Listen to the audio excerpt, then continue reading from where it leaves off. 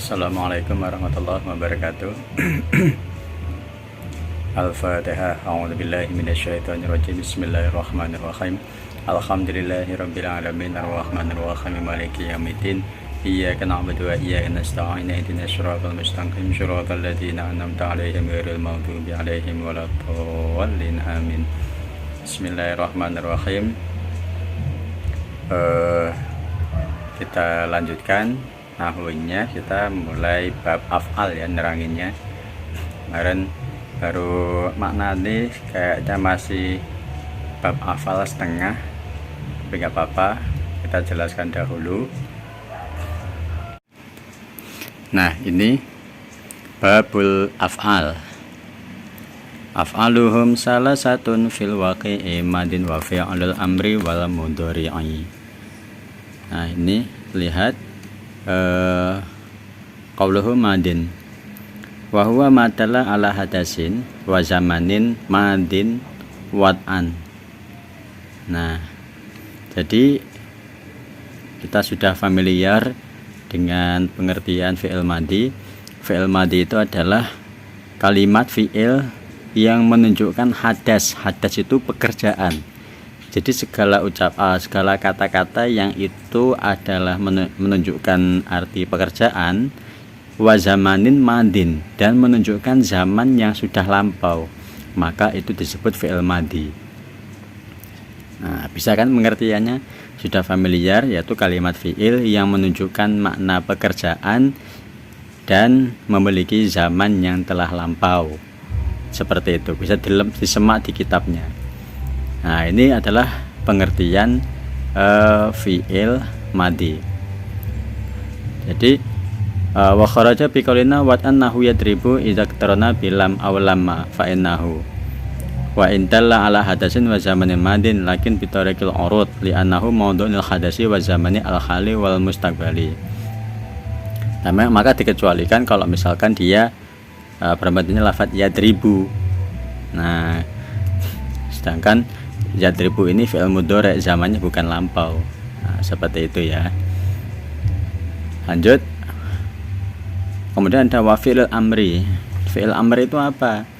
Yaitu kalimat yang menunjukkan sighat pekerjaan ala wat'an ala hadasin matlubin, yaitu menunjukkan pekerjaan yang dicari. Artinya dicari, matlubin itu artinya berbentuk sighatnya perintah dan memiliki zaman mustakbal bi'tibar hadasil, tapi tergantung dengan melihat dari konteks dari kata-kata pekerjaannya. Kalau zamannya mustakbal berarti akan datang, ya kan? Dan zamannya sekarang, mustakbal itu dilihat dari pekerjaannya, wahalin bi'tibar tolab, sedangkan nyuruhnya itu dilihat dari kata-kata suruhannya. Misalkan saya menyuruh Uli ambilkan pisau.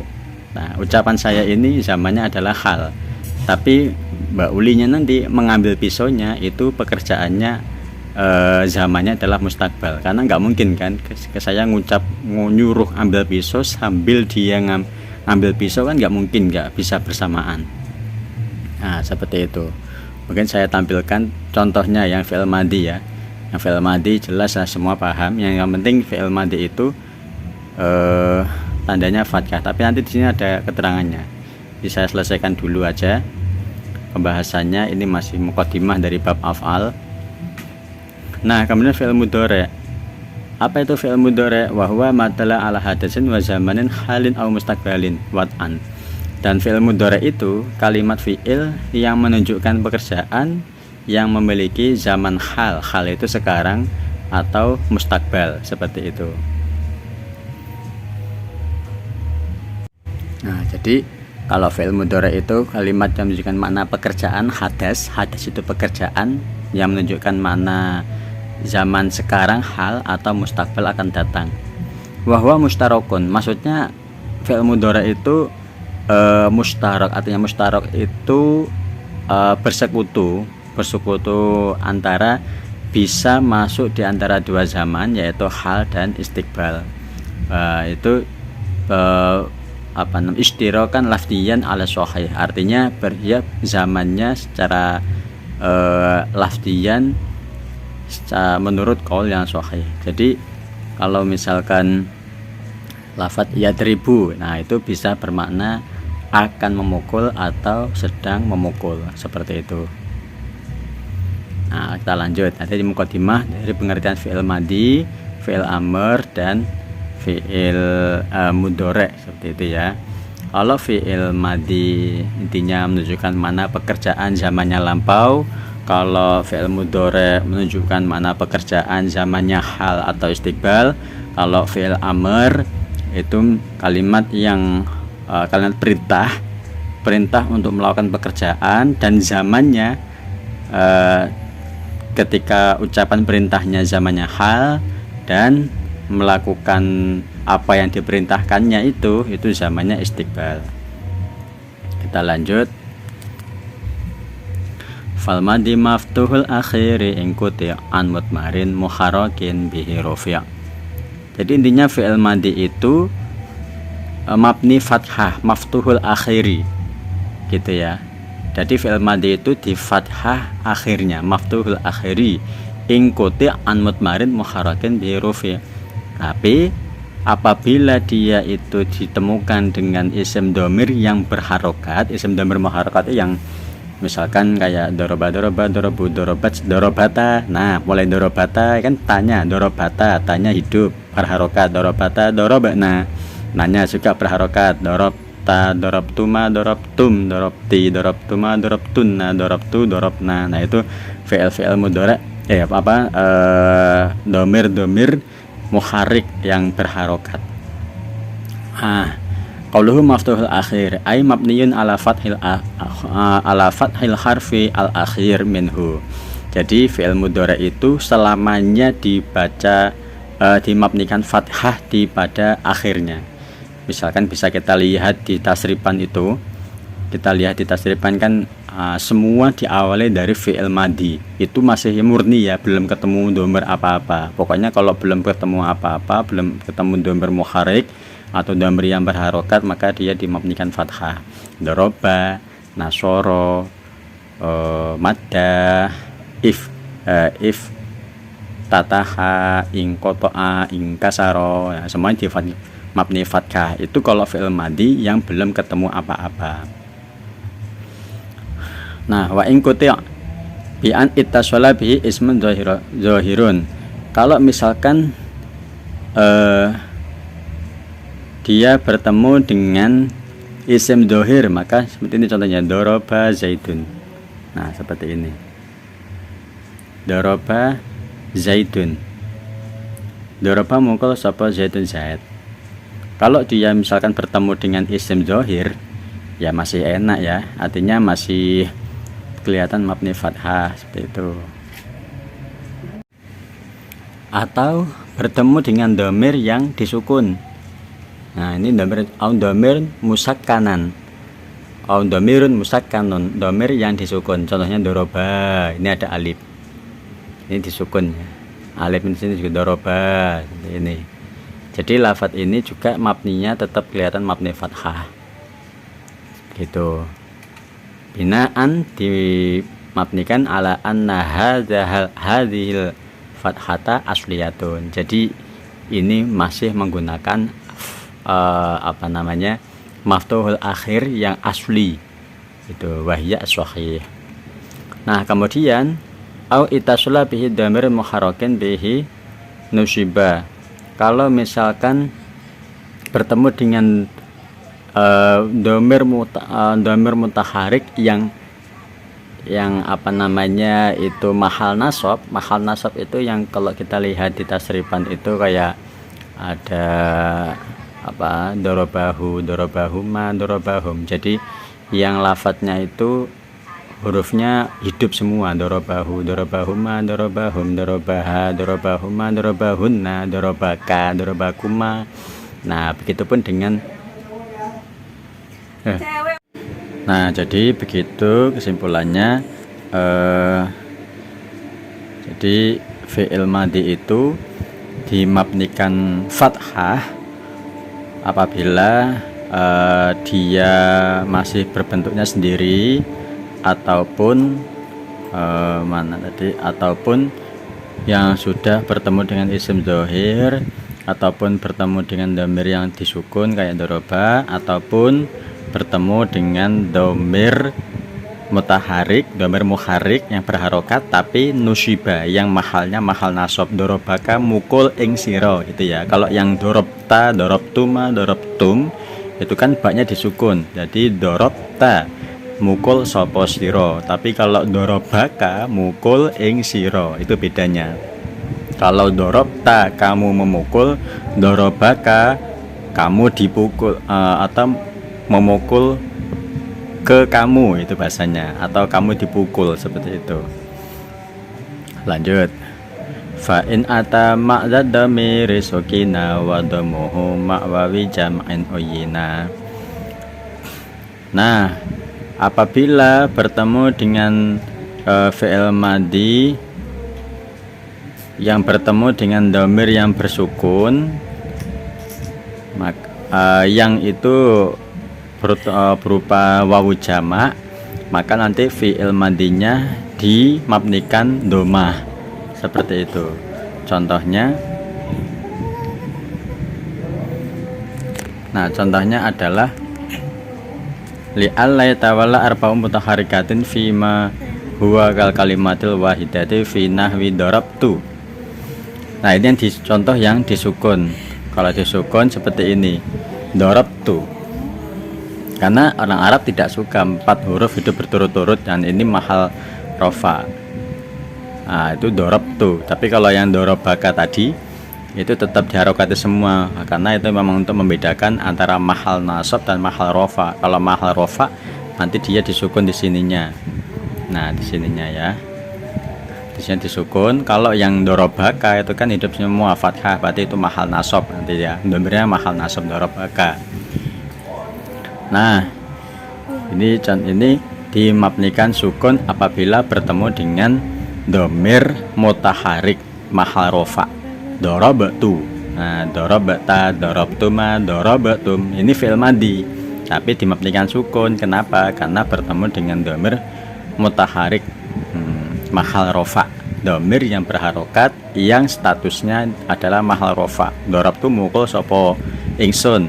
Sopo ingsun kan fa'il dibaca rofa. Nah, seperti itu. Istahrajtu. Nah, seperti itu. Kemudian wadhamuhu ma'awawi jam'ain. Kalau misalkan dia itu bertemu dengan wawu jamak, huruf akhirnya dari fi'il madhi, maka limunasabatil wawi, maka harokatnya menyesuaikan dengan huruf wawu. Nah, harokat yang sesuai dengan wawu adalah doma. Contohnya dorobu. Nah, seperti itu. Misalkan doroba ketemu domir wawu menjadi dorobu. Jadi domanya ini menyesuaikan dengan wawu jamak ini, dorobu, seperti itu. Jadi fi'il madhi ini dimabnikan domah apabila bertemu dengan wawu jamak. Nah, seperti itu. Namun juga ada yang berbentuk ghazau, romau, kayak ghaza, ghazawa, ghazau. Nah, kalau yang seperti ini adalah li'anad dhamma fihi muqaddarun. Sebenarnya di sini juga dhamma. Asluhnya ghazawu, seperti itu. Tapi kan wawunya dibuang, ghazawu, wawunya dibuang dikarenakan ya ada bertemu 2 huruf wawu, ini berat. Wawu berharokat domah juga berat. Asluhnya ghazawu, seperti itu. Mungkin saya tulis dulu di papan tulis begini. Nah, misalnya lafadz ghazau.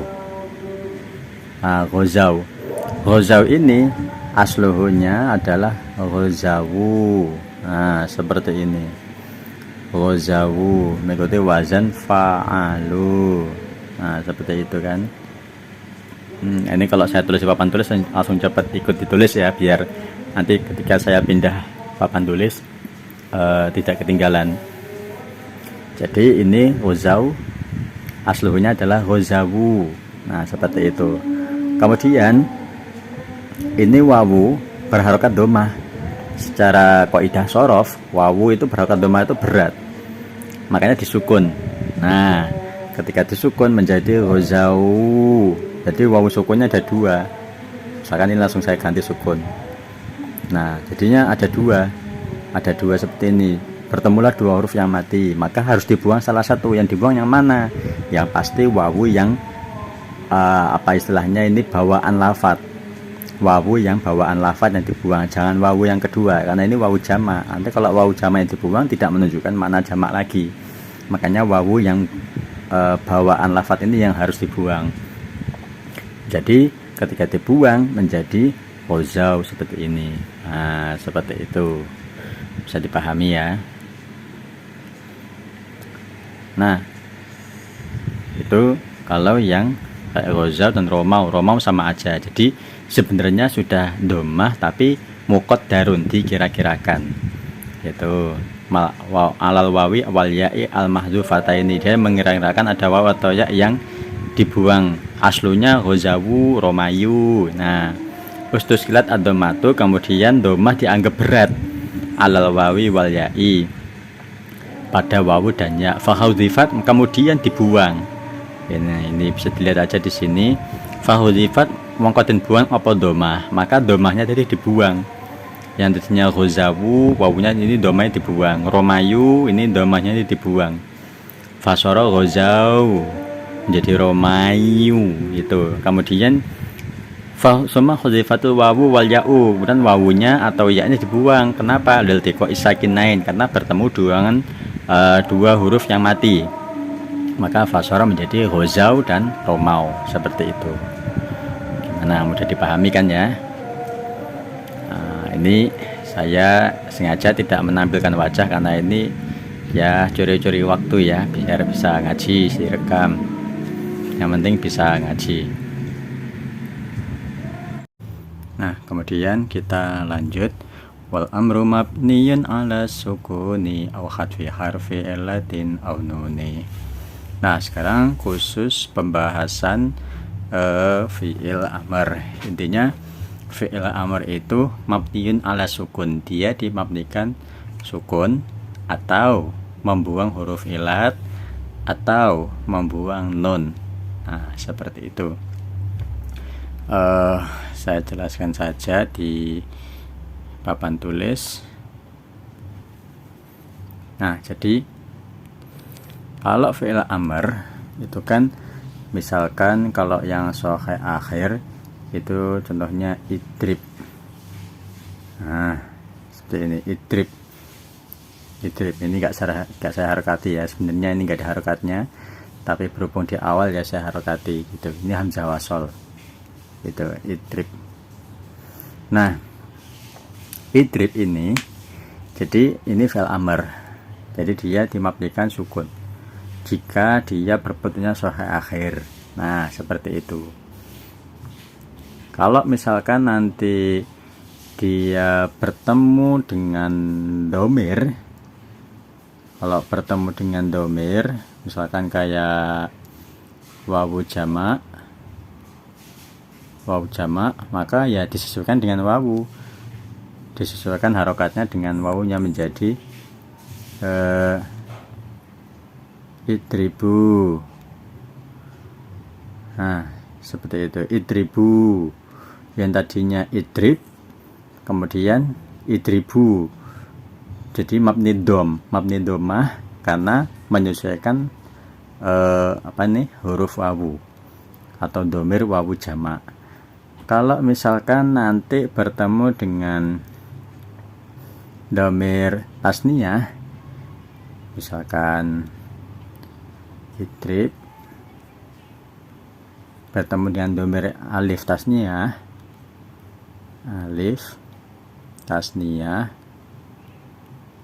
maka menjadi idriba. Nah, seperti ini. Jadi mabni fathah. Jadi yang tadinya sukun, kalau bertemu dengan domir tasniyah ini alif, maka yang menyesuaikan harokatnya, menyesuaikan hurufnya, kalau alif itu yang sesuai, yang mantasnya adalah fathah. Jadi idriba. Begitupun dengan kalau misalkan dia bertemu dengan ya mu'annas mukhatabah. Misalkan tadinya idrib, pukullah. Pukullah, itu yang disuruh laki-laki, pukullah.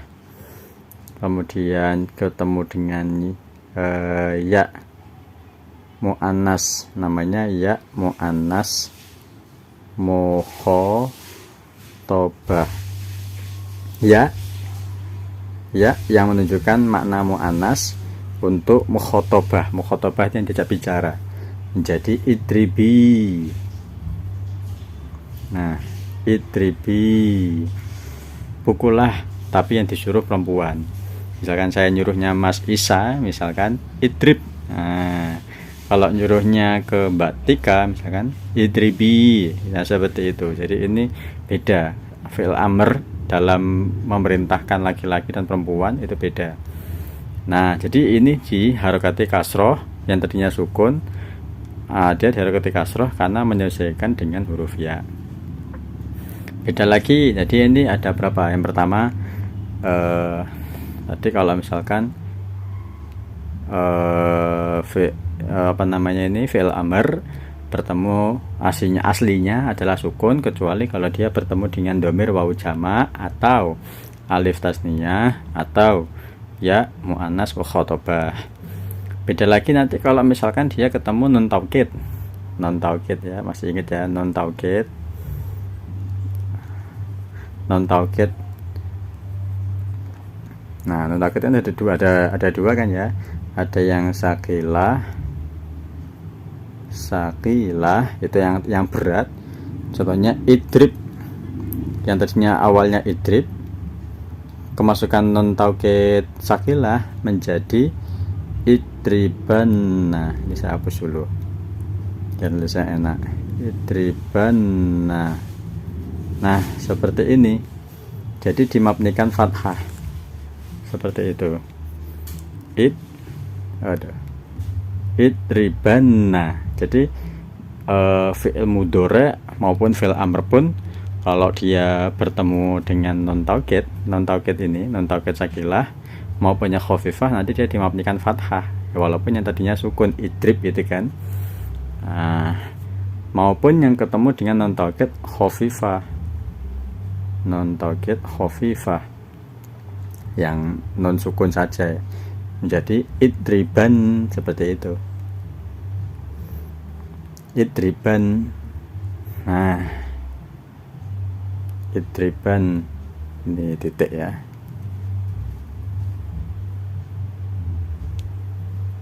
Idriban. Jadi dimabnikan fathah. Nah, seperti itu. Jadi kalau yang dimabnikan sukun itu hanya apabila fi'il amr tidak bertemu dengan apa-apa, seperti itu. Nah, karena sohe akhir yang tidak bertemu dengan alif tasniyah atau wawu jama' atau ya mu'annas mukhatabah, idrib. Nah, seperti itu. Nah, ini kalau misalkan kita kemasukan non taukid sakilah menjadi idribanna. Nah, di sini idribanna. Atau membangun huruf ilat. Nah, ini kalau misalkan fi'il amrnya itu berupa huruf ilat akhirnya, maka nanti dia membangun huruf ilat. Jadi kan idrib itu kan berarti kan sohe akhir, hurufnya berupa sohe, bukan huruf ilat. Huruf ilat itu kan alif, ya, wawu. Nah, begitu kan. Nanti kalau misalkan yakhsha, kalau misalkan fi'il mudhari dari khosyiya yakhsha, ini fi'il madinya khosyiya yakhsha. Nah, saya ada ya-nya ini, yakhsha. Nanti fi'il amrnya ikhsha. Nah, tidak ada ya-nya. Ya-nya hilang. Ya yang di sini ini hilang karena membuang huruf ilat, menjadi ikhsha fil amr. Nah, kalau yang berupa huruf-huruf ini fil amr yang akhirnya berupa huruf ilat, yang akhirnya berupa huruf ilat, maka bukan dimabnikan sukun, tapi membuang huruf ilatnya ini. Yahsya, khosya, yasha, ya, apalagi kayak yarmi, roma, yarmi, irma, menjadi fi'il amr menjadi irma. Nah, yang tadinya yarmi menjadi irma. Nah, jadi yaknya hilang di sini, membuang huruf ilat. Seperti itu. Nah, kemudian apalagi yang belum?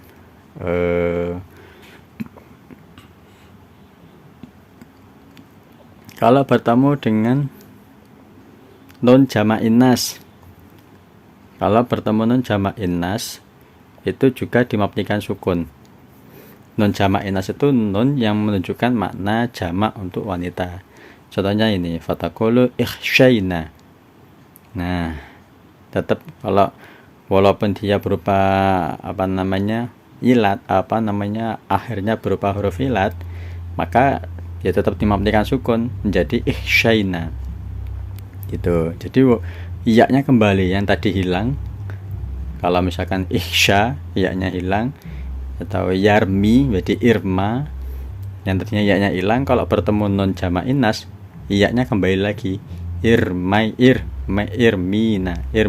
atau irmina, ini bisa sama aja ya. Uzuna, ini non jamak inas. Ikhsyaina, ini namanya non jamak inas, jadi dimabnikan sukun ini, kelihatan ya. Nah, ini sukun, ini juga sukun. Kalau di kitab kalian tidak ada harokatnya, bisa diharokati uzuna. Nah, seperti itu. Ini kalau yang bertemu non taukid. Ihsyayanna mabni fathah, irmiyanna.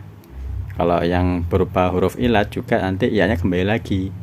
Nih, yang tadinya ihsya sampai sini aja, tapi kalau ketemu non taukid nanti iyanya yang tadinya dibuang, membuang huruf ilat.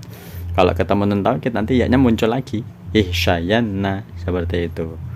Bisa dipahami ya. Mudah kan? Nah, lanjut. Waftatahu mudhari'an biwahidi minal khurufil arba'i zawaidi hamzun wa nunun wa kadha ya'un wa ta yajma'uha qawli anaitu ya fata. Nah, ini mudah. Saya buka dulu aja papan tulisnya. Nah, kalau fi'il mudhari' itu kan contohnya doroba yadribu gitu ya. Yadribu. Ini udah familiar. Jadi fi'il mudhari' itu mesti diawali dengan namanya huruf mudhari'ah. Huruf mudhari'ah itu ada 4, yaitu anaitu atau anita, alif, nun, ya, ta. Anita atau anaitu. Nah, setiap hurufnya ini punya maksud tersendiri. Misalkan kalau yadribu ini menunjukkan makna ghaib gitu. Misalkan yadribu berarti maknanya dia laki-laki ya. Dia laki-laki memukul. Nah, nanti kalau pakai alif menjadi adribu,